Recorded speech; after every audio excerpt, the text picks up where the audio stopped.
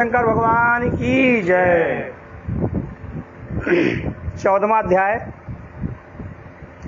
अर्जुन का द्वारिका से वापस आना और युधिष्ठिर का श्याम सुंदर का हाल पूछना। सूत जी ने कहा, हे ऋषिश्वरों, नारद मुनि के कहे जाने के 7 दिन बीतने पर धतराष्ट्र व गंधारी ने अपना तन त्याग दिया। वह विदुर जी उनकी क्रिया व कर्म करके तीर्थ यात्रा करने चले गए। राजा युधिष्ठिर नारद जी के ज्ञान समझाने से संसारी व्यवहार झूठा समझकर उदासीन चित्त परमेश्वर के ध्यान में रहा करते थे। जब उन्हीं दिनों में श्री कृष्ण जी द्वारिकापुरी से गौलोक को पधारे, तब उनके बैकुंठ जाने से राजा को कलयुग के लक्षण मालूम हुए और बुरे बुरे स्वप्न दिखाई देने लगे। मनुष्यों के स्वभाव में अधर्म, क्रोध, लोभ और कपट अधिक हो गया। स्त्री पुरुष, पिता पुत्र और भाई बंधुओं में झगड़ा होने लगा।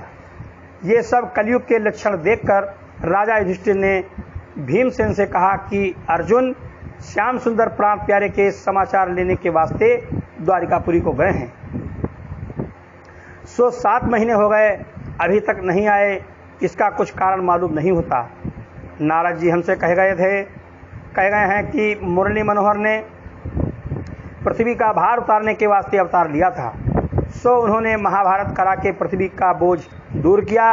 अब उनका थोड़ा सा काम मृत्युलोक में और रह गया है, उसको संपूर्ण करके परम धाम को जावेंगे। सो अब मुझे संसार में कुलक्षण देखने से जान पड़ता है कि वो समय आ पहुंचा। जिस श्याम सुंदर की दया से हमने अपने शत्रुओं को मारकर ये सब सुख व राजगद्दी पाया, उनके बिना मुझे दिन रात नए नए अपशगुन दिखाई दे रहे हैं। मेरी बाईं भुजा व आंख फड़कती है। कभी कभी हमारा शरीर कांपने व कलेजा धड़कने लगता है। मन में डर सा मालूम होता है। प्रातः समय सूर्य की तरफ सियार खड़े होकर बोलते और दिन को तारे आकाश से टूटते हैं। जब मैं अहेर खेलने जाता हूँ, तब सौजे मेरी बाईं तरफ से होकर निकल जाते हैं। मेरे चढ़ने के घोड़े व हाथी मुझको रोते दिखाई देते हैं। दिन रात कुत्ते रुदन किया करते हैं और रात को उल्लू की बोली सुनने से मुझे डर मालूम होता है। चारों दिशाओं में अंधियारा सा देख पड़ता है। इन दिनों भूचाल आया करता है। पृथ्वी बारंबार कांपती है। थोड़ा सा बादल आकाश पर होने से बिजली गिरती है, आंधी चलती है, आकाश से लोहू बरसता है। सूर्य में प्रकाश कम हो गया है। नदी व नाले का पानी सीधा नहीं बहता। अग्निहोत्री लोग जब आग से आहुति डालते हैं, तब अग्नि देवता प्रसन्न होकर आहुति नहीं लेते। बछड़े गायों को दूध प्रसन्न होकर नहीं पीते। गऊ की आंख से आंसू बहते हैं। सांड गायों से प्रीत नहीं करते। देवताओं की मूर्ति से पसीना निकलता है। मेरी सभा में अनावश्यक मनुष्य झूठ बोलते हैं। लोगों के स्वभाव में क्रोध और लोभ अधिक हो गया है। आकाश में केत निकलता है। साधु महात्मा का चित्त हरि भजन में नहीं लगता। शहर में किसी के घर मंगलाचार नहीं होता। हस्तिनापुर मुझको उजाड़ सा दिखाई देता है। सो हे भीमसेन, इन सब लक्षणों से मुझे जान पड़ता है कि श्याम सुंदर प्यारे मेरे प्राण की रक्षा करने वाले मृत्युलोक छोड़कर बैकुंठ को पधारे। जिस समय राजा युधिष्ठिर बैठे हुए ऐसा सोच रहे थे, उसी समय अर्जुन द्वारिका से आए और राजा के चरणों में प्रणाम करके उनके सामने उदासीन चित्त हाथ जोड़कर खड़े हो गए। अर्जुन का ये हाल हुआ था कि श्री कृष्ण जी ने बैकुंठ जाने के समय दारुक सारथी से अर्जुन को कहला भेजा था कि तुम द्वारिकापुरी से सब विधवा स्त्रियों, लड़कों, बूढ़ों को तथा यादवों की सब वस्तु हस्तिनापुर ले जाना। इसलिए अर्जुन उन सबको असवाब समेत द्वारिकापुरी से अपने साथ लेकर हस्तिनापुर आ रहे थे। राह में हस्तिनापुर के निकट भिल्लों ने सब धन लूट लिया। अर्जुन ने गांडीव धनुष चढ़ाकर बहुत से बाण उनको मारे, पर उन तीरों से कुछ काम न चला। सब वस्तु डाकू लूट ले गए। उस समय अर्जुन ने उदास होकर कहा कि अब हमारा ऐसा समय आ गया है कि जिस धनुष बाण से हमने भीष्म पितामह, कर्ण, जयद्रथ आज कितने शूरवीरों को जीता था, वही तीर कमान रहने पर भी हम डाकुओं से हार गए। इससे मालूम होता है कि वो सब पराक्रम केवल श्याम सुंदर की कृपा से था। अब श्री दुख भंजन मेरे रक्षा करने वाले नहीं हैं, इसलिए मेरा सब बल तेज जाता रहा। यही चिंता करने से और मुरली मनोहर के बैकुंठ जाने से अर्जुन का मुख बहुत मलिन हो गया था।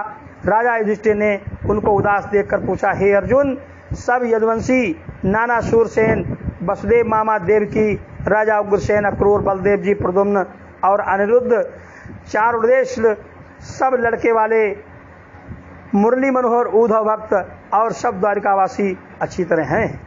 श्याम सुंदर मेरे प्राण प्यारे, जिन आदि पुरुष भगवान ने संसारी जीवों का मंगल करने के वास्ते यदुकुल में अवतार लिया है, सुधर्मा सभा में आनंद से हैं। हे अर्जुन, तुम बहुत उदास दिखाई देते हो। तुम्हें कोई रोग तो नहीं हुआ? तुम बहुत दिनों तक द्वारिका में रहे हो। तुम्हारा अपमान तो किसी ने नहीं किया अथवा किसी सभा में तुम्हारा अनादर तो नहीं हुआ। क्या तुमने किसी को कोई वस्तु देने को कहा था सो नहीं दे सके? तुमने किसी ब्राह्मण व महात्मा का अपमान तो नहीं किया? क्या कोई भूखा तुम्हारे घर आया था, उसको तुमने भोजन नहीं दिया?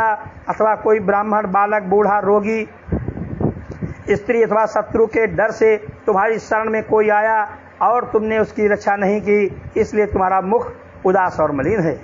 अथवा तुमने रजस्वला स्त्री से भोग तो नहीं किया? किसी छोटे मनुष्य से लड़ाई में हार तो नहीं गए, जिससे तुम्हारा तेज जाता रहा? अच्छी चीज भोजन करते समय तुमने बूढ़े व बालक देखने वालों को उसमें से न देकर अकेले तो नहीं खा लिया? अथवा श्याम सुंदर बिहारी मृत लोक छोड़कर बैकुंठ धाम को तो नहीं पधारे, इसीलिए तुम्हारी ये गति हुई है? इसका हाल हमसे बतलाओ। बोल शंकर भगवान की जय। 15वां अध्याय, अर्जुन का श्री कृष्णचंद्र जी के अंतर्ध्यान होने का हाल, राजा युधिष्ठिर से कहना और परीक्षित को राजगद्दी पर बैठाकर द्रौपदी समेत पांचों भाई पांडवों का उत्तरांचल में ले जाना और मुरली मनोहर के ध्यान में अपना तन त्याग करना। सूर्य जी ने शौनकादिक ऋषिश्वरों से कहा कि अर्जुन ये सब बातें राजा युधिष्ठिर से सुनकर कुछ नहीं बोले, पर श्याम सुंदर के चरणों का ध्यान धरकर इतना रोए कि उन्हें हिचकी आने लगी। बात कहने की सामर्थ्य नहीं थी रही। कुछ बेर बीते, अर्जुन ने मन को धैर्य देकर राजा युधिष्ठिर से कहा, हे पृथ्वीनाथ, मैं क्या कहूँ, श्याम सुंदर बिहारी हमको छोड़कर अंतर ध्यान हो गए। मैं उनको अपना भाई मामा का बेटा जानता था। कदाचित हम लोग उन्हें परम ब्रह्म परमेश्वर जानकर उनकी सेवा करते तो भवसागर पार उतर कर आवागमन से छूट जाते, किंतु परमेश्वर की माया ऐसी प्रबल है जिसमें लिपटे रहने से हम लोगों ने उनको नहीं पहचाना। जिस तरह एक बेर चंद्रमा दक्ष प्रजापति के श्राप से बहुत दिनों तक समुद्र में जाकर रहे थे, ये बात सब कोई जानते हैं कि चंद्रमा के पास अमृत रहता है और मछलियां बड़े बड़े जलचर जीवों व मनुष्यों के खा जाने के डर से सदा अमृत पीने के वास्ते इच्छा रखती और चाहती हैं कि हमको अमृत मिलता तो मरने से निर्भय होकर अमर रहती। सो चंद्रमा हजारों वर्ष तक मछलियों के साथ समुद्र में रहे। जिस तरह उन्होंने चंद्रमा को नहीं पहचाना, उनको समुद्र का एक जीव समझा, उसी तरह हम लोगों ने भी श्री कृष्ण जी को पूर्ण ब्रह्म न जानकर यदुवंशी जाना। अब वो बात समझकर हमको बड़ा सोच होता है। देखो, मैं उन्हीं की सहायता से बड़े बड़े राजाओं, वीरों को महाभारत में मारकर ये समझता था कि अपने पराक्रम से इनको मारता हूँ। अब मुझे इस बात का विश्वास हुआ कि श्याम सुंदर की दया से मैंने सबको जीता था। जब से वो मुझे यहाँ छोड़कर बैकुंठ को चले गए, तब से मेरा पराक्रम कुछ काम नहीं करता। देखो, मैं वही अर्जुन और वही धनुष बाण और वही मेरी भुजाएं हैं जिनसे मैंने महादेव, गंधर्व, इंद्र और मैं नाम के राक्षस को लड़ाई में जीता था। भीष्म, पितामह, कर्ण और जयद्रथ आज बड़े बड़े शूरवीरों को मारा और कैसे कैसे राजाओं को विजय करके यज्ञ करने के वास्ते द्रव्य लाया और अश्वत्थामा की मणि निकाल लिया था। सो अब वह शस्त्राधिक रहने पर भी एक श्याम सुंदर के बिना राह में डाकुओं से हार गया। वह लोग मुझे जीतकर सब धन और स्त्री आदि जो द्वारिका से अपने साथ लाता था लूट ले गए। इसलिए मैं उदास हूँ। जिस स्थान पर हमको विपत्ति पड़ती थी उसी जगह उनका सुदर्शन चक्र हमारी रक्षा करता था। अब उनके बिना किस तरह मैं प्रसन्न रहूं। जब महाभारत में कर्ण आदि वीरों ने अनेक प्रकार से मुझे मारने के वास्ते चाहा, तब मुरली मनोहर रथ हाँकते समय हमारे आगे खड़े हो गए और मुझे अपने पीछे रखकर मेरी रक्षा की। मुझको धैर्य देकर कहते थे कि तू डर मत, भीष्म, कर्ण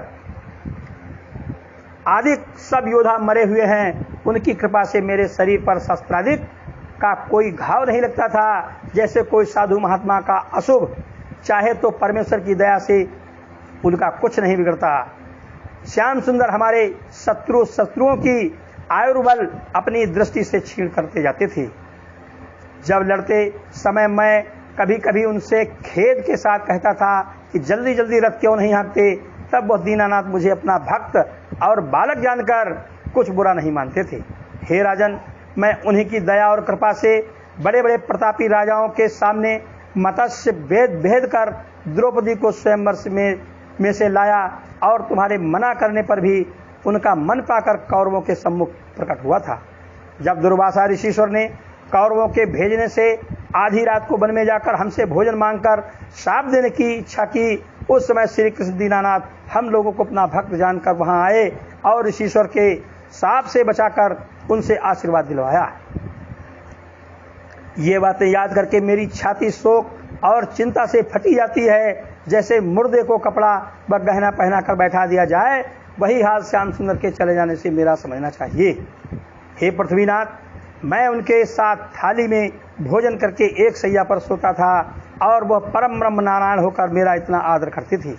सो कहो, अब इस तरह से हमारी कौन रक्षा और सम्मान करेगा और किसके आश्रय व भरोसे पर हम उतना घमंड रखेंगे।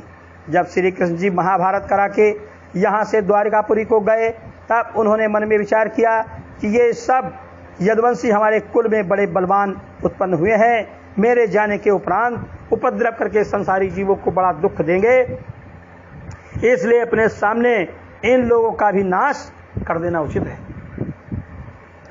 पर अपने हाथ उनका मारना अधर्म समझकर दुर्वासा ऋषिश्वर से श्राप दिलवा दिया। तब 56 करोड़ यदुवंशी इस तरह आपस में लड़कर मर गए जिस तरह समुद्र में बड़े जीव छोटे जीवों को खा जाते हैं। सो हे धर्मराज, ये बात कहते हुए इसी समय मेरे प्राण शरीर से निकल जाते, पर श्याम सुंदर ने दारुक नामक सारथी से ये बात मुझे कहला भेजा था कि स्त्रियों, बालकों और बूढ़ों को द्वारिका से हस्तिनापुर ले जाना और मेरे वियोग का शोक मत करना। हमने गीता में जो कुछ ज्ञान तुमको बतलाया है उसी के अनुसार शरीर को झूठा तथा चैतन्य आत्मा को सत्य जानकर संसारी माया मोह में मत लिपटना। वही ज्ञान समझकर मैंने संतोष किया है, नहीं तो अब तक मेरे प्राण निकल जाते। सो हे पृथ्वीनाथ, अब जीने का कुछ सुख नहीं है। अब इसी में भला है कि हम लोग भी अपना तन तपस्या में गला डालें। जब इतनी बात कहकर अर्जुन अति विलाप करके रोदन करने लगे, तब राजा युधिष्ठिर भीमसेन आज अपने भाइयों के साथ बड़े जोर से रोकर बोले, हे अर्जुन, हम लोग अब जीकर क्या करेंगे और ये राजपाट हमारा किस काम आवेगा। अब हमें यहाँ रहना उचित नहीं है। परीक्षित को राजगद्दी पर देकर हम लोग बद्री केदार में चलकर अपना शरीर त्याग करें। युधिष्ठिर की ये बात सब भाइयों ने मान ली। जब रोने का शब्द महल में पहुंचा और श्याम सुंदर के अंदर ध्यान होने का हाल स्त्रियों को मालूम हुआ, तब कुंती और द्रौपदी आदि ने रो पीट कर इतना शोक किया जिसका हाल वर्णन नहीं किया जा सकता। कुंती ने उसी खेद में श्याम सुंदर के चरणों का ध्यान धरकर अपना तन त्याग दिया और राजा युधिष्ठिर ने पुरोहित को बुलाकर हस्तिनापुर की राजगद्दी पर परीक्षित को बैठा दिया तथा इंद्रप्रस्थ और मथुरा का राज्य ब्रजनाभ नामक बालक को जो श्याम सुंदर के कुल में बच गया था देकर राजा युधिष्ठिर, अर्जुन, भीमसेन, नकुल, सहदेव पांचों भाई और उनकी स्त्री द्रौपदी ने अपना अपना वस्त्र उतार डाला और एक एक लंगोटी व चादर पहनकर राजमंदिर से बाहर निकले। उस समय जो ब्राह्मण व कंगाल वहां पर आए उनको मुंह मांगा द्रव्य देकर उत्तराखंड को सिधारे। जो कुछ ज्ञान श्री कृष्ण जी ने अर्जुन को गीता में बतलाया था, उसकी चर्चा आपस में करते हुए कुछ दिनों तक श्याम सुंदर का ध्यान व तपस्या किया। फिर हिमालय में जाकर हरि चरणों का ध्यान करते हुए पहले नकुल, उसके पीछे युधिष्ठिर आदि रक्षा और सेवा करना छोड़ दिया। राजा लोग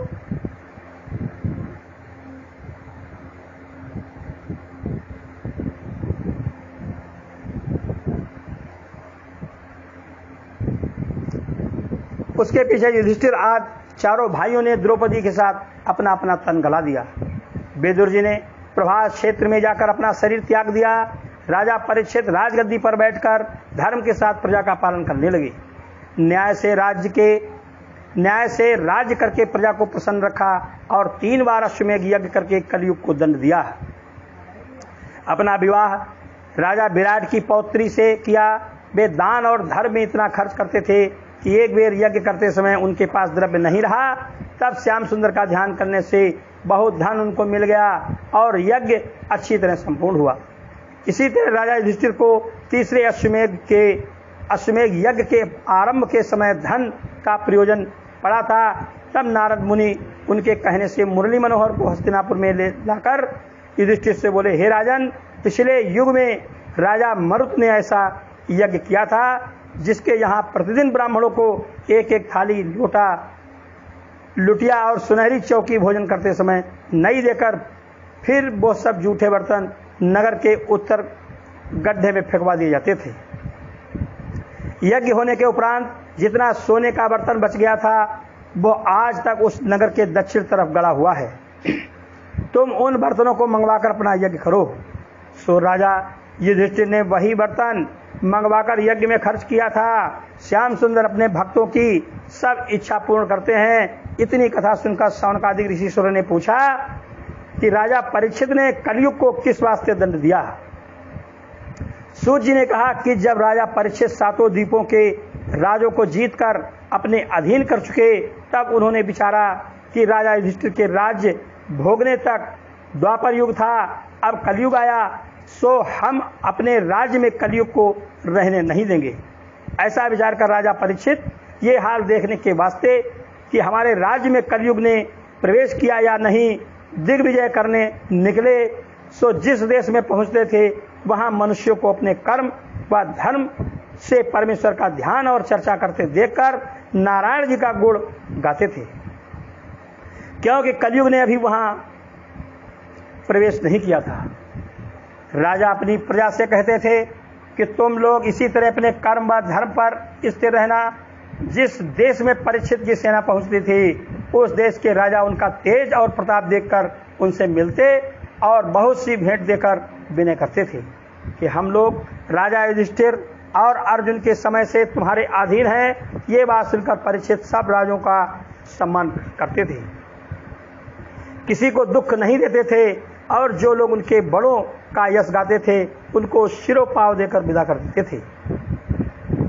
इसी तरह राजा परीक्षित ने दिग्विजय करते हुए कुरुक्षेत्र में नदी के किनारे पहुंचकर क्या देखा कि एक वृक्ष के नीचे एक बैल एक पैर से खड़ा है, उसके 3 पांव टूटे हुए हैं और एक दुबली पतली गौ रोती और कांपती हुई उसके पीछे खड़ी है।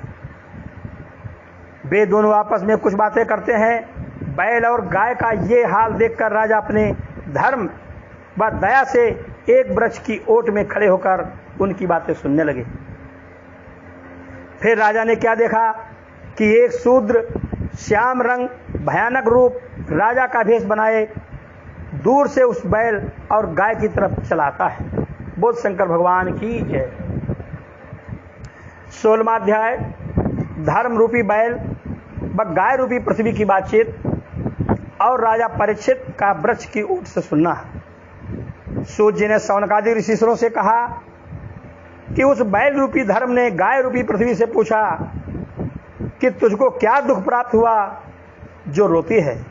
कदाचित तुझे मेरे 3 पैर टूट जाने का शोक हो, तो इसका कारण यह है कि कलयुग में बहुत पापी मनुष्यों ने उत्पन्न होकर अपना धर्म और कर्म छोड़ दिया और शुभ कर्म संसार से उठ गया है।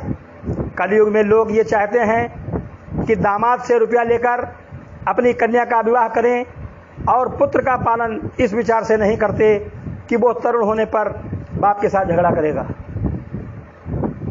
ब्राह्मण लोग वेद पढ़ने में आलस्य करते हैं और शूद्र वेद पुराण पढ़ने की इच्छा रखते हैं। क्षत्रियों ने ब्राह्मणों की रक्षा और सेवा करना छोड़ दिया है। राजा लोग प्रजा से दोनों फसलों का अन्न ले लेते हैं और यदि कुछ लगान फिर बाकी रह जाता है तो कहते हैं कि अपना बेटा या बेटी बेच कर दें। अथवा तू इस वास्ते रोती है कि श्याम सुंदर बिहारी जो तेरे ऊपर अपना चरण कमल रखते थे संसार से बैकुंठ को पधारे और कलयुग में अधर्मी राजा होकर तेरे ऊपर भोग करेंगे। अपने मन का हाल हमसे बतला। ये वचन सुनकर गौ ने कहा कि तुम सब बातें जानबूझकर मुझसे क्या पूछते हो, जिस कारण तुम्हारे 3 पैर तप, क्षमा और दया के टूट गए, केवल एक पांव सत्य का रह गया है।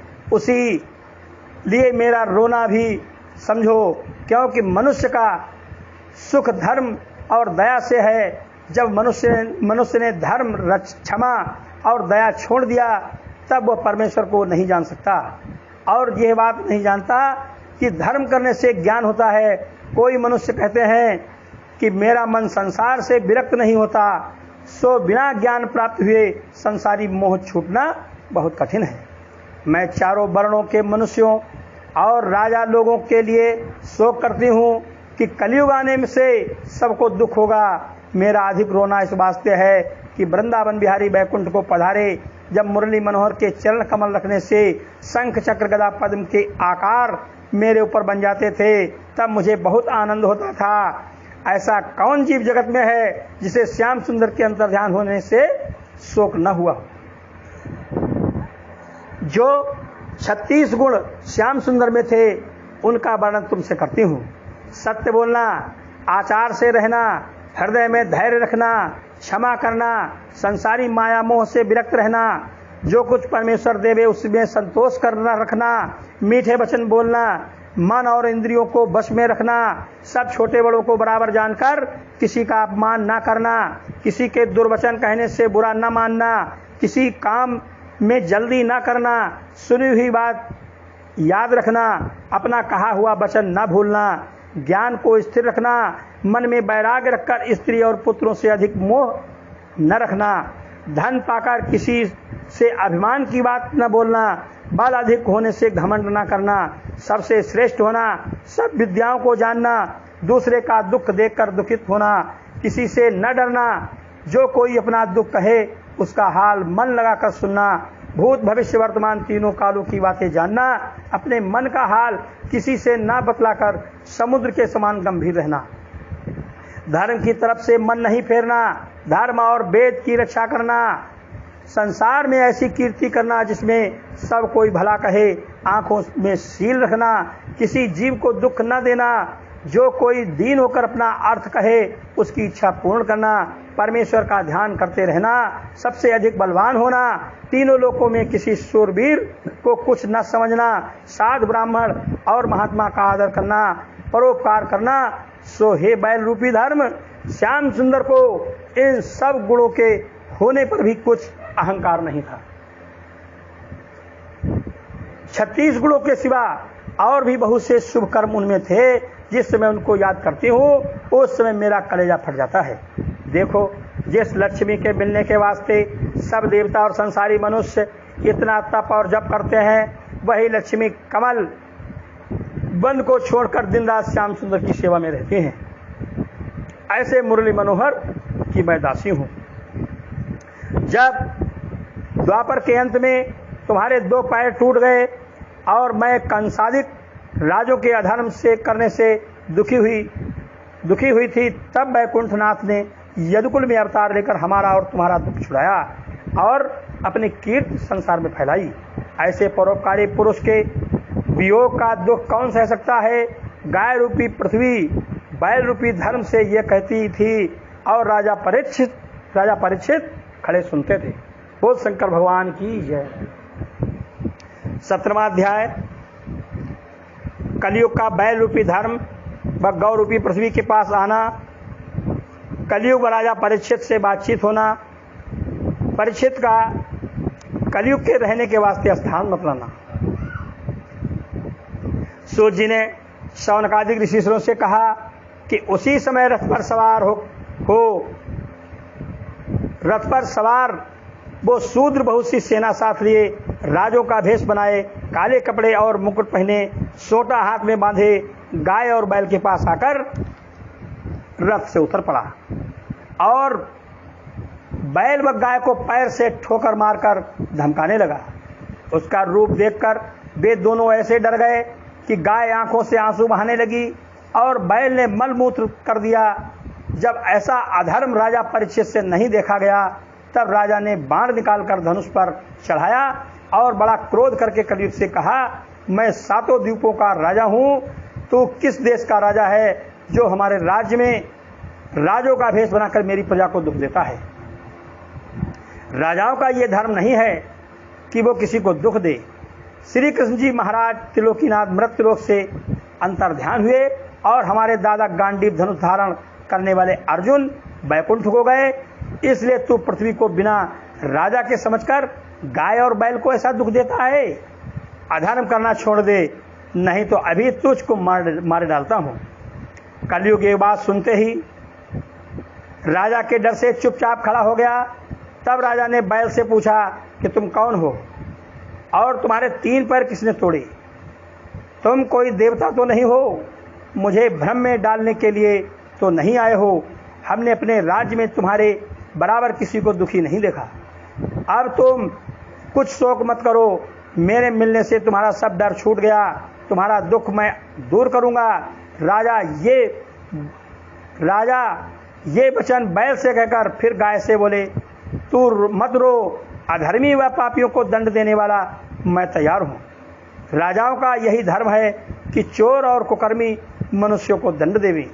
जिस राजा के देश में प्रजा दुख पावे, उसके 4 गुण नष्ट हो जाते हैं। एक तो उसकी कीर्ति नहीं रह जाती, दूसरे आयुर्दाय कम हो जाती है, तीसरे ज्ञान नष्ट हो जाता है और चौथे परलोक बिगड़ता है। राजाओं को चाहिए कि जो उनके राज्य में दुखी हो उनका दुख छुड़ा दिया करे। इतना धर्म राजा को रखने से फिर कुछ तप व जप करने का प्रयोजन नहीं रहता। इस वास्ते मैं इस शूद्र को मार डालूंगा, ये संसारी जीवों को बहुत दुख देता है। ये बात पृथ्वी से कहकर राजा ने बैल से फिर पूछा, तुम्हारा पैर किसने तोड़ा? जल्दी मुझे बतलाओ, उसके हाथ हम काट डालेंगे। मैं श्री कृष्णचंद्र का दास हूँ, तुम्हारा दुख न छुड़ाऊंगा तो मेरे कुल में दोष लगेगा। कदाचित कोई देवता भी मेरे राज्य में आकर किसी को दुख देवे तो मैं उसे भी मार सकता हूँ। मनुष्य की सामर्थ्य क्या है जो किसी को दुख दे सके? ये बात सुनते ही बैल रूपी धर्म अपना सिर झुकाकर राजा से बोला, पांडवों के वंश में सब राजा इसी तरह धर्मात्मा होते आए हैं, उनके राज्य में किसी ने दुख नहीं पाया। तुम्हारे दादा अर्जुन ऐसे धर्मात्मा और हरिभक्त थे जिनके त्रिलोकीनाथ श्री कृष्ण जी सारथी हुए थे। तुमको ये उचित है कि तुम सदा गरीब और दुखी लोगों का ध्यान रखा करो। मैं वेद शास्त्र के वचन से लाचार हूँ, मैं यह नहीं जान सकता कि मुझको किसने दुख दिया, इसलिए मैं किसका नाम बतलाऊं? जिसका नाम बतलाऊंगा उसका तुम संकोच करोगे। अपने प्रारब्ध का फल भोगता हूँ, ये बात जगत में प्रकट है कि सब कोई अपने अपने अधर्म के बदले दुख पाते हैं। किसी को अपने मन के संकल्प विकल्प से दुख होता है। कोई कहते हैं कि सब मनुष्य दुख व सुख परमेश्वर की इच्छा से भोगते हैं, पर इस बात का विचार करना चाहिए कि परम ब्रह्म परमेश्वर को जिनकी इच्छा से सब जीव उत्पन्न होते हैं, क्या प्रयोजन है जो किसी को दुख देवे। नारायण जी को तो इस बात का दोष लगाना उचित नहीं है। कोई कहते हैं कि मनुष्य अधर्म करने से दंड पाता है, सो अधर्म करने में भी मनुष्य का कुछ बस नहीं रहता, क्योंकि मनुष्य की इच्छा पूर्वक सब बातें नहीं होती।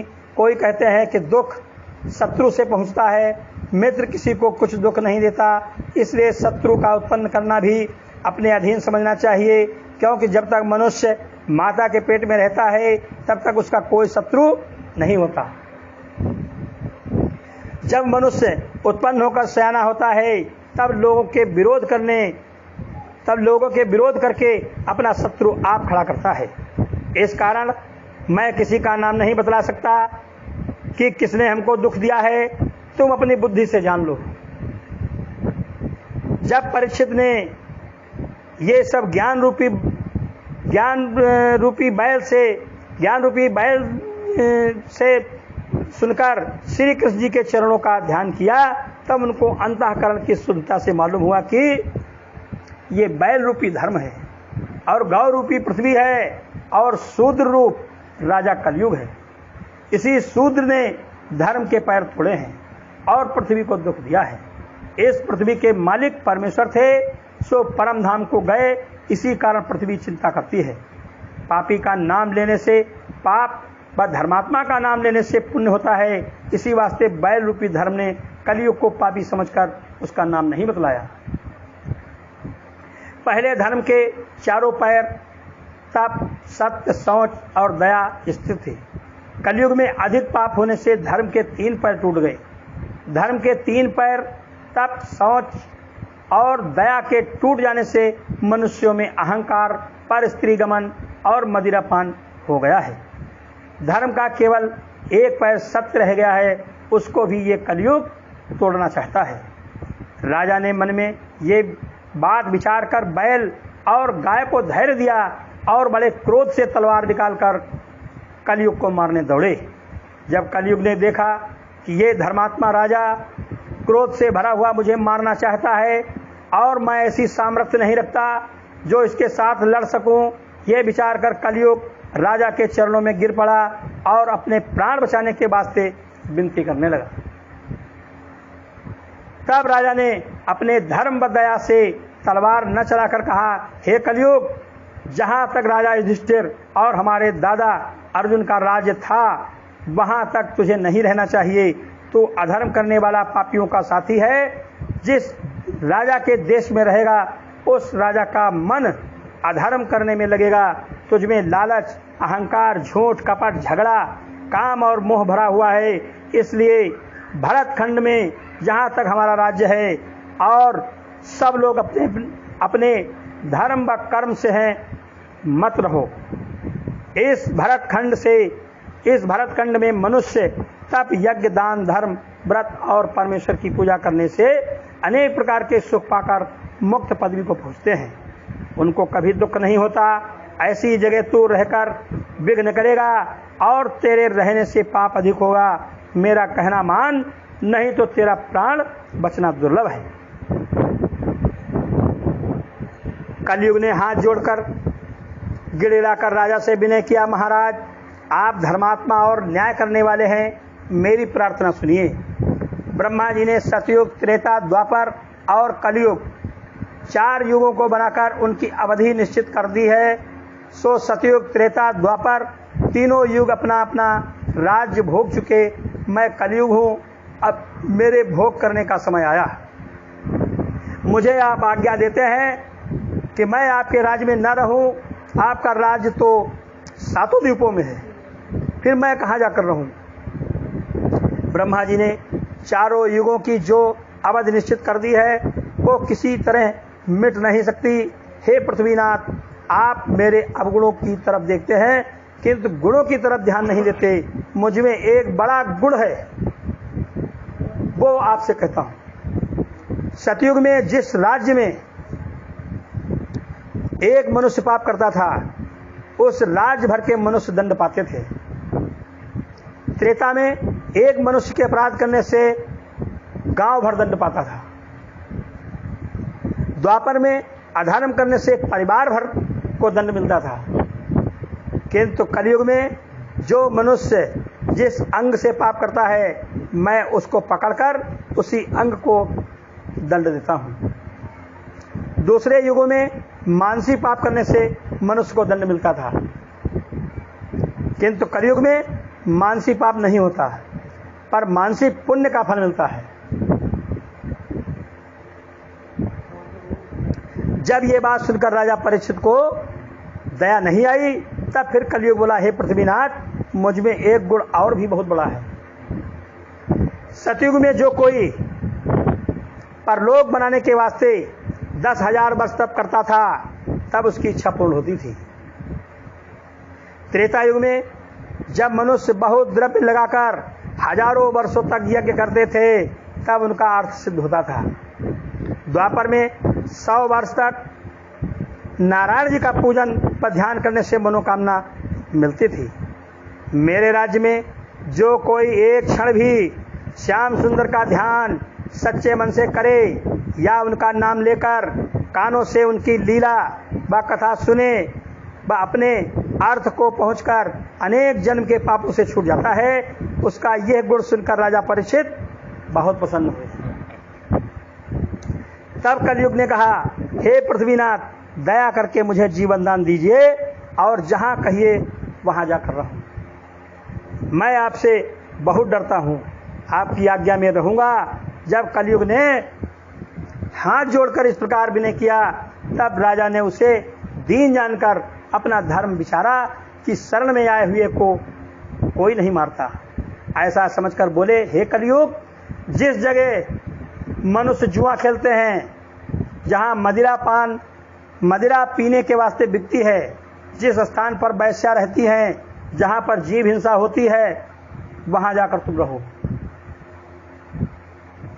ये सुनकर कलयुग ने फिर राजा से दीन होकर कहा, इन 4 जगहों में मेरा कुल व परिवार नहीं रह सकता। तब राजा ने दयालु होकर कहा, जिस सूम मनुष्य के पास द्रव्य व सोना हो और वह उसमें से दान व धर्म न करे, वहां भी तुम जाकर बसो। इन 5 जगहों के सिवा यदि और कहीं प्रवेश करेगा तो हम तुझे मार डालेंगे। कलयुग ने राजा को धर्मात्मा व बलवान देखकर उनका वचन मानकर मन में कहा, जब राजा का चित्त धर्म की तरफ से फिरेगा, तब हम अवसर पाकर अपना अर्थ निकाल लेंगे। ये बात विचार कलयुग राजा से विदा हुआ और उन्हीं 5 जगहों में जहां राजा ने बतलाया था रहने लगा। इतनी कथा सुनाकर सूर्य जी ने शौनकादिक ऋषिश्वरों से कहा कि जो कोई अपना भला चाहे वो इन 5 बातों से किनारा रखे। राजा को ये बातें कभी नहीं करनी चाहिए, क्योंकि राजा के अधीन सब प्रजा रहती है।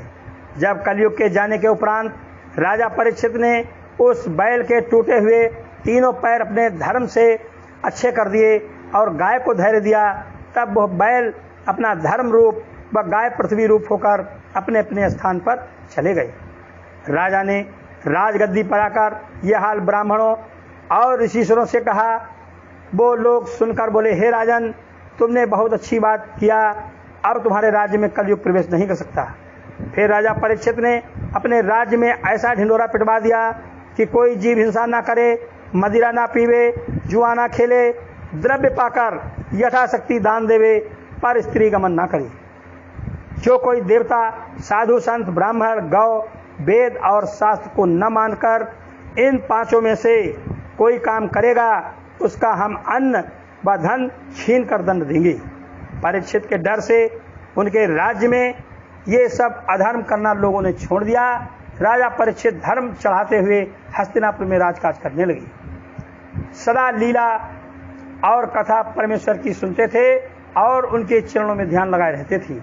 उनके राज्य में सब प्रजा भी अपने धर्म में रहकर आनंद से रहती थी। बोल शंकर भगवान की जय।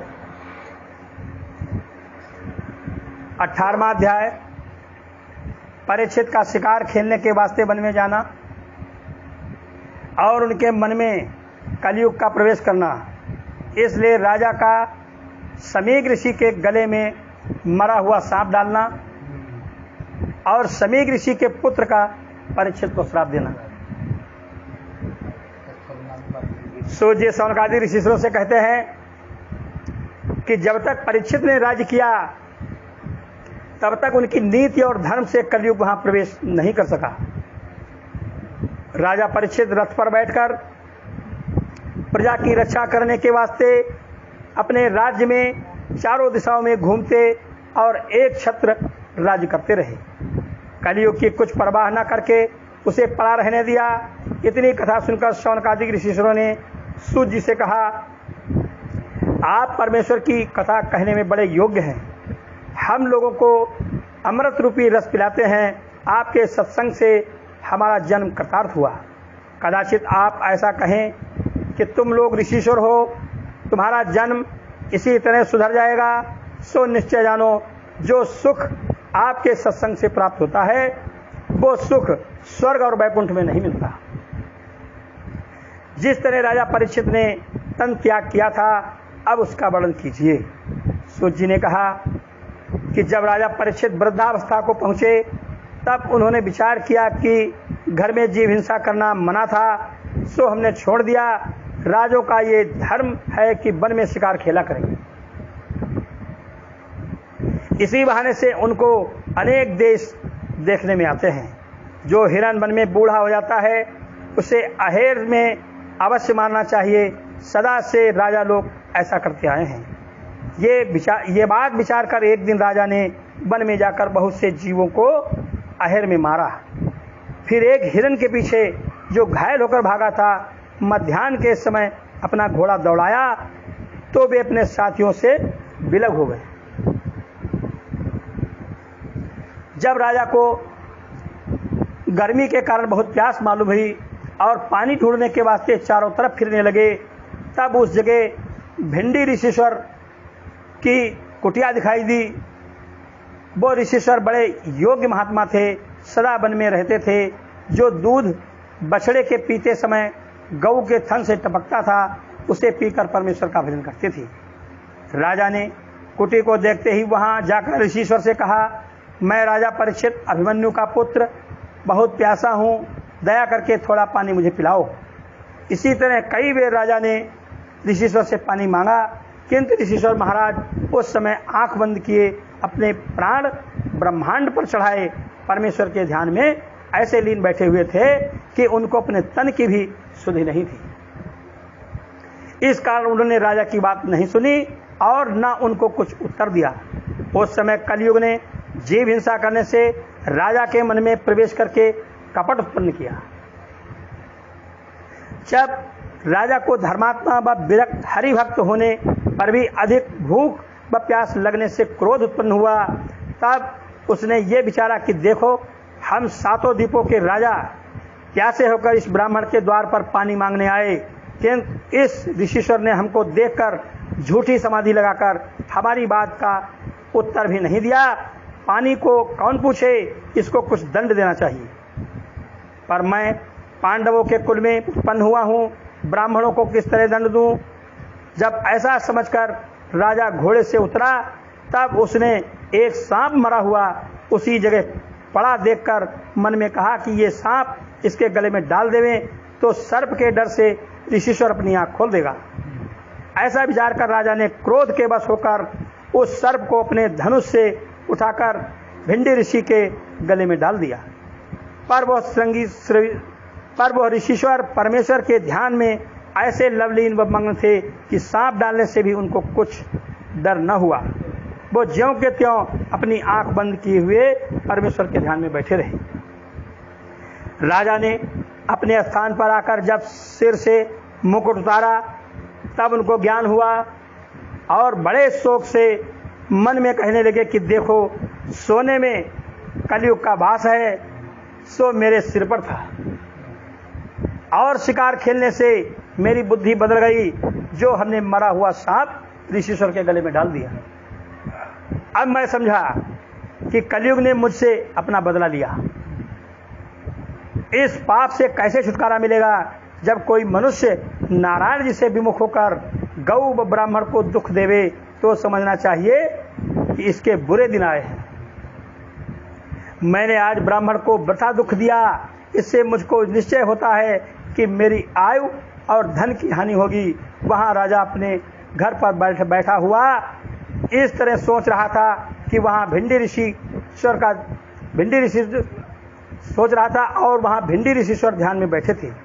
जब ऋषिश्वरों के लड़कों ने खेलते हुए ये हाल देखा, तब एक बालक ने भिंडी ऋषिश्वर के बेटे श्रृंगी ऋषि से, जो कौशिकी नदी के किनारे लड़कों में खेलता था, जाकर कहा कि तुम्हारे पिताजी के गले में राजा परीक्षित ने सांप डाल दिया है। डाल गया है। ये बात सुनते ही श्रृंगी ऋषि, जिसका वचन ब्रह्मा से वरदान पाने के कारण असत्य नहीं हो सकता था, क्रोध में भर गया। उसकी आंखें लाल हो गईं, शरीर कांपने लगा। उसी समय उसने नदी के किनारे जाकर हाथ पांव धोया और आचमन करके हाथ में पानी लेकर श्राप दिया कि आज के 7वें दिन तक्षक सांप के काटने से राजा परीक्षित मर जावे। ऐसा श्राप देकर वो बोला कि श्री कृष्ण जी बैकुंठ को पधारे, इसलिए कलयुगवासी राजा धन व राज्य के मद में अंधे होकर ब्राह्मणों को दुख देते हैं।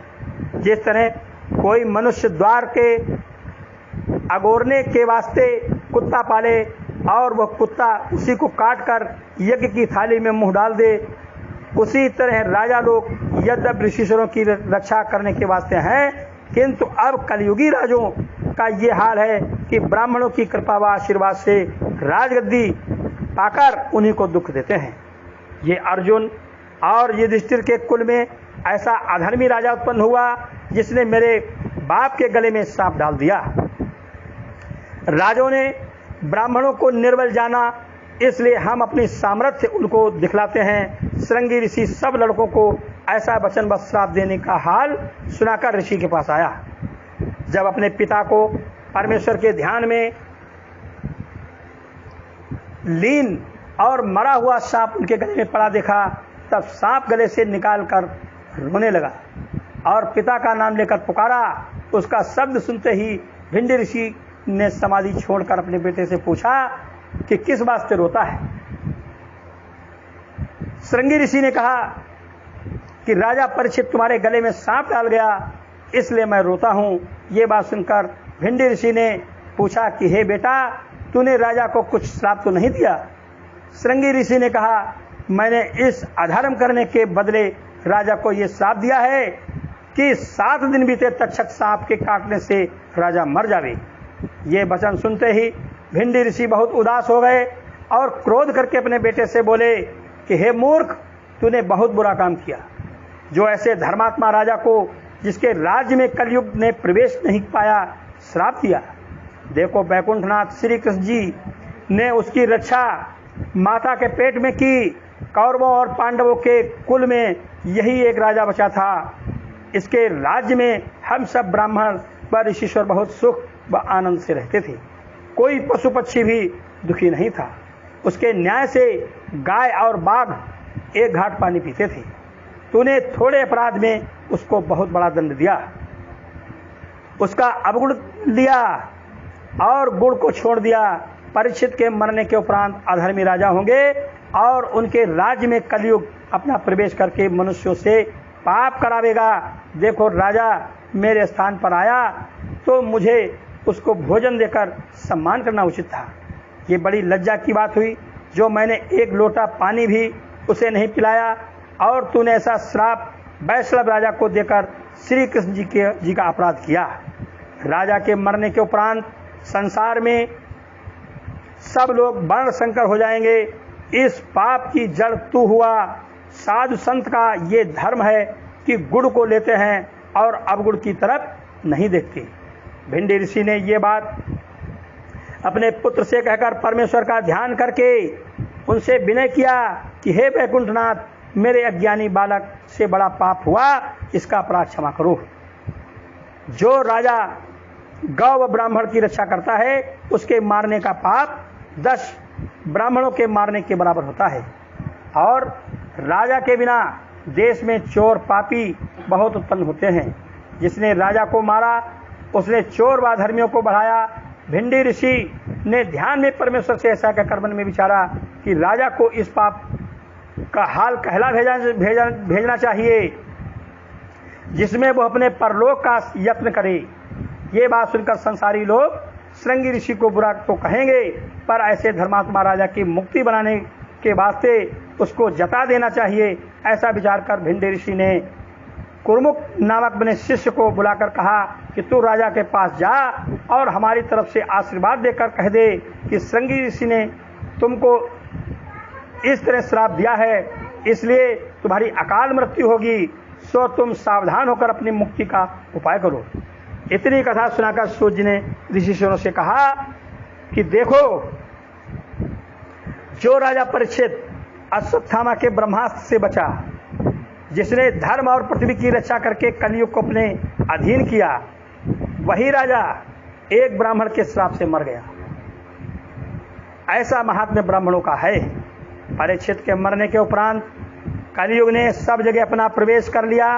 राजा परीक्षित ने कलयुग का गुण समझकर उसे नहीं मारा था।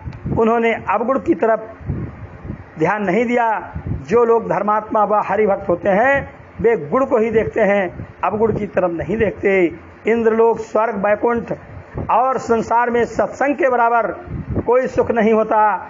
और परमेश्वर का भेद व चरित्र ब्रह्मा व महादेव आदि देवता भी नहीं जान सकते। दूसरे को क्या सामर्थ्य है जो जान सके। ये बात सुनकर शौनकादिक ऋषिश्वरों ने बहुत स्तुति करने के उपरांत उनसे कहा कि आप धन्य हैं जो परमेश्वर का चरित्र व अमृत रूपी कथा हम लोगों को कानों की राह पिलाकर कृतार्थ करते हैं। ये बात सुनकर सूत जी बोले, आज हमारा जन्म लेना सफल हुआ। जो आप ऐसे ऋषिश्वर व मुनीश्वर मेरी बड़ाई करते हैं। हमारा जन्म ब्राह्मण व शूद्र से मिलकर हुआ था। सो आप लोग जैसे महात्माओं की संगति करने से मेरा सब शोक दूर हो गया। जो कोई मनुष्य तन पाकर परमेश्वर की कथा सुने व उनके नाम का स्मरण व भजन करे, संसार में उसी का जन्म लेना सफल है। देखो, जिन चरणों का धोवन श्री गंगा जी तीनों लोकों के जीवों को तारती हैं, जो उन चरणों की भक्ति से त्रिभुवनपति का नाम लेवे व उनकी कथा कानों से सुने, उनकी बड़ाई कौन कर सकता है।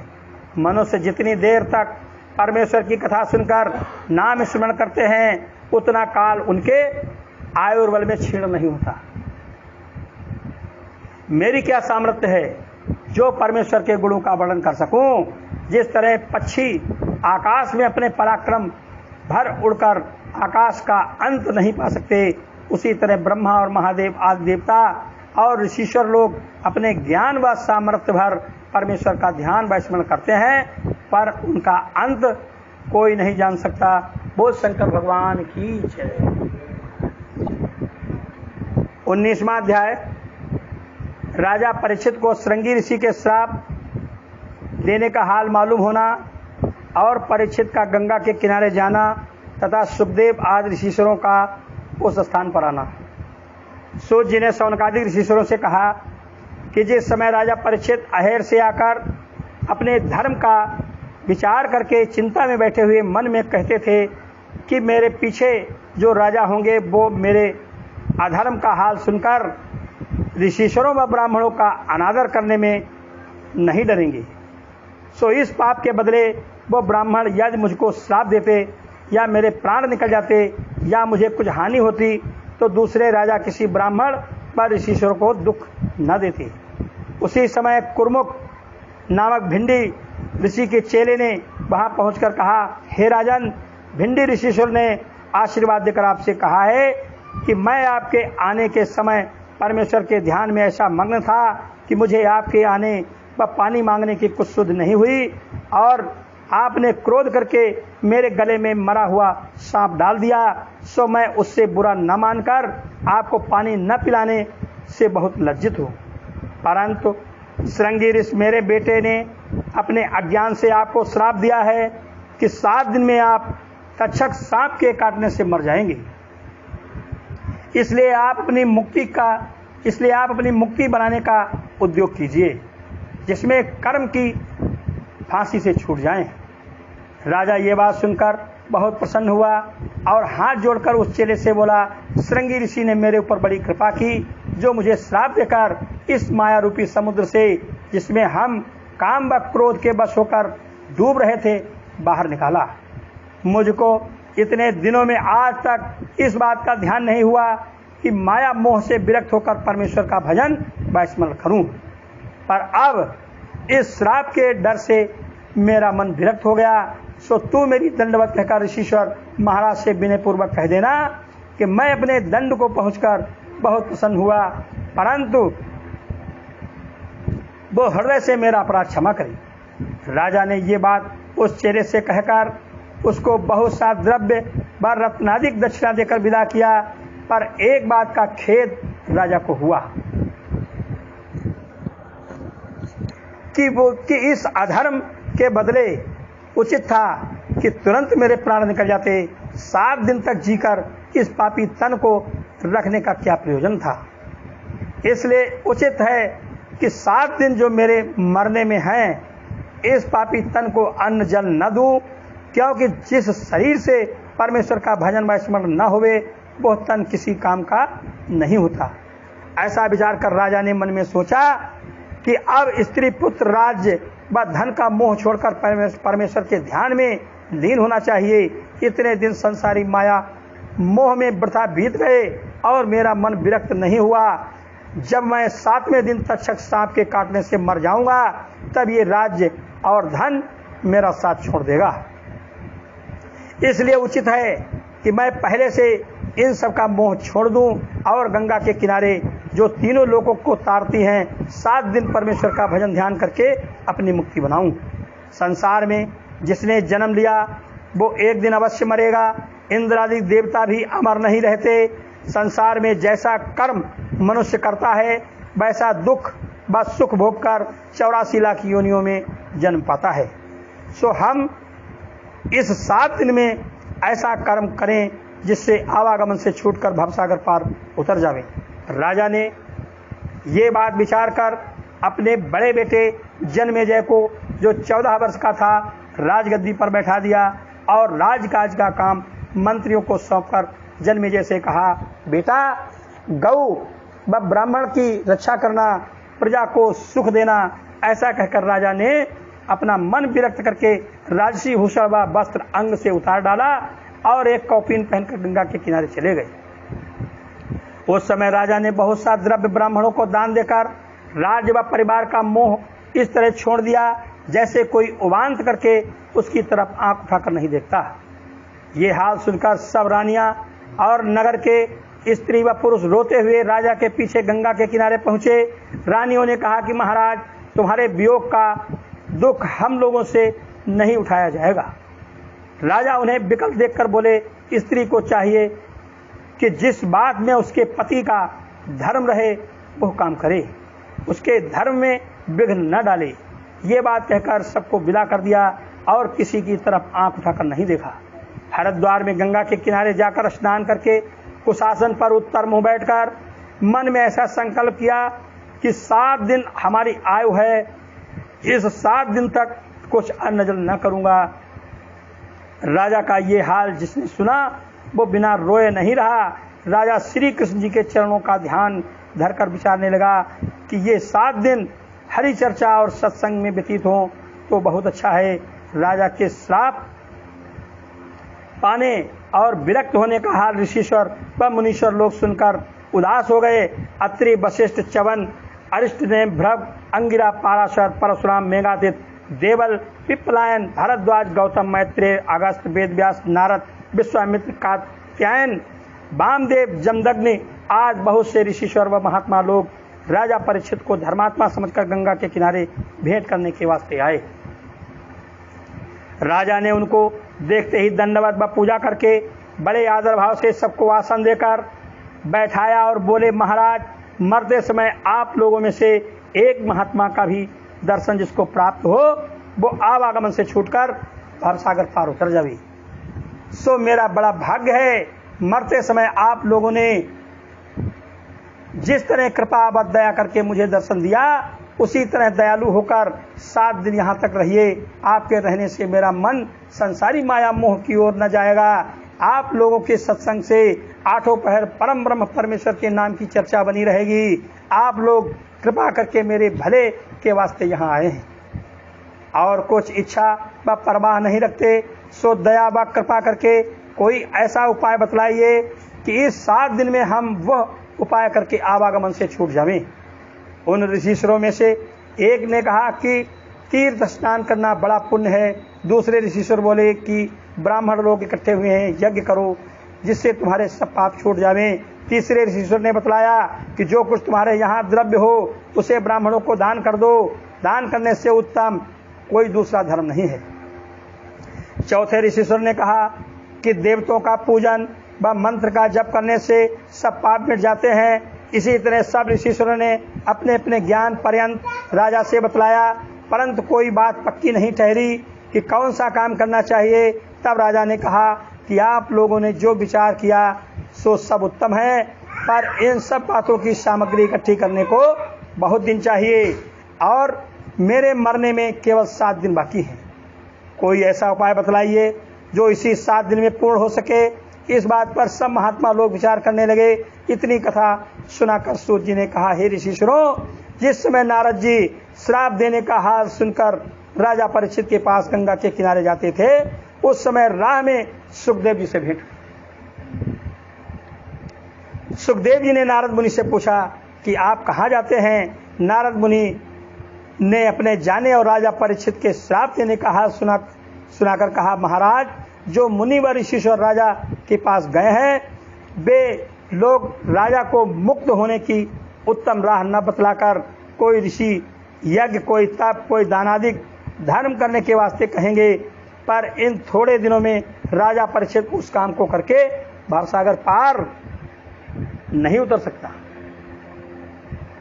इसलिए आप वहां जाकर राजा को भगवत गुण सुनाकर भवसागर पार उतार दीजिए। ये बात सुनकर सुखदेव जी ने पहले वहां जाना अंगीकार नहीं किया। तब नारद जी ने उनको ये इतिहास सुनाया कि महाराज, चलते समय मैंने रास्ते में क्या देखा कि एक मनुष्य आंख वाला कुएं पर बैठा था।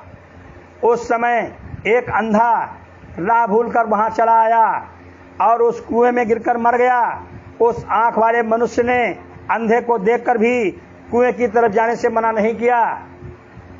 सो उस देश के राजा ने ये हाल सुनकर उस आंख वाले को बहुत दंड देकर कहा, तेरी आंख थी, तूने उस अंधे को कुएं की तरफ जाने से क्यों नहीं वर्जा। सो आप बतलाइए, उस आंख वाले ने उचित किया या अनुचित। ये इतिहास सुनकर सुखदेव जी ने कहा, हे नारद मुनि, उस आंख वाले ने बड़ा धर्म किया और दंड देने के योग्य काम किया। उसके देखते वो अंधा कुएं में गिरकर मर गया, इसलिए वो उस पाप का भागी हुआ। तब नारद जी बोले, हे सुखदेव जी महाराज, देखो, राजा परीक्षित अपनी मुक्ति बनाने का रास्ता नहीं जानता और आप रास्ता दिखलाओगे तो उसके नरक जाने का पाप किसको होगा। और तीनों लोगों के राजा जो ईश्वर हैं, वो तुमको इस पाप के बदले दंड देंगे या नहीं। ये बात सुनकर सुखदेव जी लाचार हुए और राजा के पास जाना अंगीकार करके नारद जी से बोले, आप चलें, मैं भी पीछे आता हूं।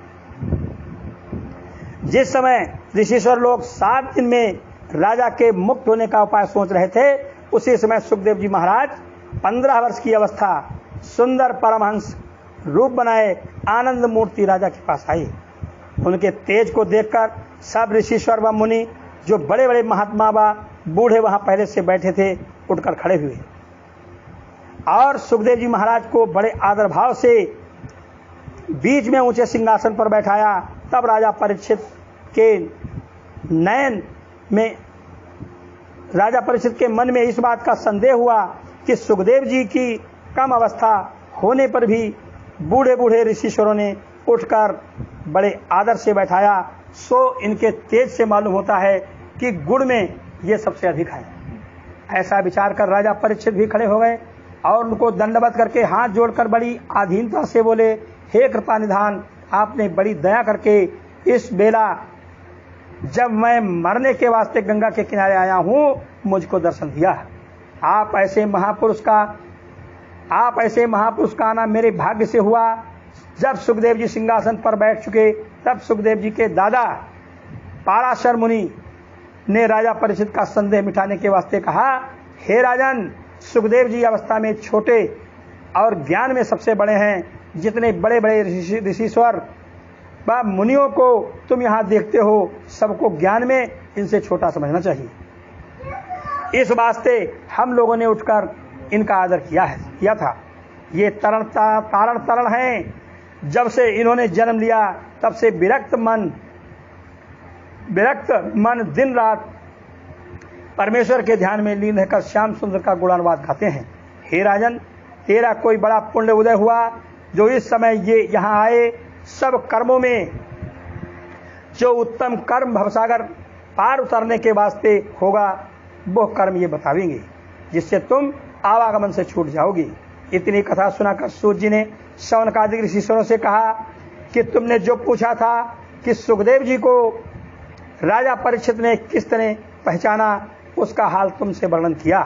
राजा परीक्षित सुखदेव जी का हाल पाराशर मुनि के मुख से सुनकर बहुत प्रसन्न हुए और सुखदेव जी के चरण धोकर विधि पूर्वक पूजन करके हाथ जोड़कर बोले, महाराज आप विरक्त रूप हैं, संसार से कुछ प्रयोजन नहीं रखते। श्री कृष्ण जी महाराज ने मुझको पांडवों के वंश में समझकर आपके मन में दया उत्पन्न कर दिया, जो आप कृपा करके मुझको भवसागर पार उतारने के वास्ते यहाँ आए। और आपके दर्शन से मैं कृतार्थ हुआ। जो कोई आपके चरण छुए वो मुक्त पदवी पा सकता है। सो मैं दीन होकर आपसे विनय करता हूँ। देवताओं की आयु का प्रमाण है कि इतने दिनों में मरेंगे और इस कलयुग में मनुष्य के आयुर्बल का ठिकाना नहीं है कि कब मरेगा। श्रृंगी ऋषि के श्राप देने से अब मेरे मरने में 7 दिन और बाकी हैं और बाकी रहे हैं। आप अपने मन के मालिक हैं, आपके ऊपर किसी का बस नहीं चलता, जो आपकी इच्छा के बिना आपको एक क्षण भी रख सके। इसलिए मैं जल्दी करके आपसे पूछता हूँ कि मुझे भवसागर पार उतारने के वास्ते इन 7 दिनों में क्या करना चाहिए। स्त्री पुत्रों के मोह में फंसे रहने के कारण मैंने कभी मन में इस बात का विचार नहीं किया कि अंत समय में क्या होगा। जिस तरह कसाई बहुत सी बकरियां अपने यहाँ रखकर उनमें से नित्य 1-2 बकरी मारता है, किंतु दूसरी बकरियों को कभी इस बात का डर नहीं होता कि हमारी भी एक दिन यही गति होगी। वे बड़े हर्ष से प्रतिदिन दाना व घास पानी खाती पीती हैं। उसी तरह हम संसारी लोग सदा माता पिता भ्राता पुत्र का मरना आंख से देखकर कुछ नहीं डरते कि हमको भी एक दिन मरना होगा। अधर्म छोड़ परमेश्वर का भजन करें। ये सब हाल देखते हुए भी अपने मन को स्त्री पुत्र आदि झूठे व्यवहार और माया मोह में फंसाए रहते हैं। अब नारायण जी ने मेरे ऊपर कृपा करके मुझे माया मोह की नींद से जगाया और मेरा मन विरक्त किए हुआ। जिस तरह शास्त्र का वचन है कि कदाचित कोई मनुष्य कार्तिक के अंत में 5 दिन गंगा स्नान करे तो उसे महीने भर नहाने का पुण्य प्राप्त होता है, उसी तरह आप कोई ऐसा उपाय बतलावें कि इस 7 दिन में जो मेरे मरने के हैं तुरंत गुण करें। जब मनुष्य मरने के निकट पहुँचे तब उसको अपनी मुक्ति हेतु क्या उपाय करना चाहिए, क्योंकि मरते समय गले में कफ इकट्ठा होने से हरि नाम उच्चारण नहीं हो सकता और यमदूतों के डर से मलमूत्र निकल आता है। इसलिए आपसे विनय है कि ऐसा धर्म बतलाइए जिसमें जल्दी मुक्ति हो। दूसरे ऋषिश्वरों ने जो कुछ दान व यज्ञादिक उपाय बतलाया था वो भी सुखदेव जी से कह दिया। जब ये सब बातें सुनकर सुखदेव जी ने मुस्कुरा दिया और ऋषिश्वरों के बताए हुए उपायों को उचित नहीं समझा, तब राजा परीक्षित ने फिर हाथ जोड़कर बोले, हे मुने, इस समय तुम्हारे विचार में कथा पुराण सुनना या मंत्र जपना या किसी देवता व हरि के चरणों का ध्यान करना जो उत्तम उपाय हो सो मुझे बताइए, मैं वैसा करूं। बोल शंकर भगवान की जय।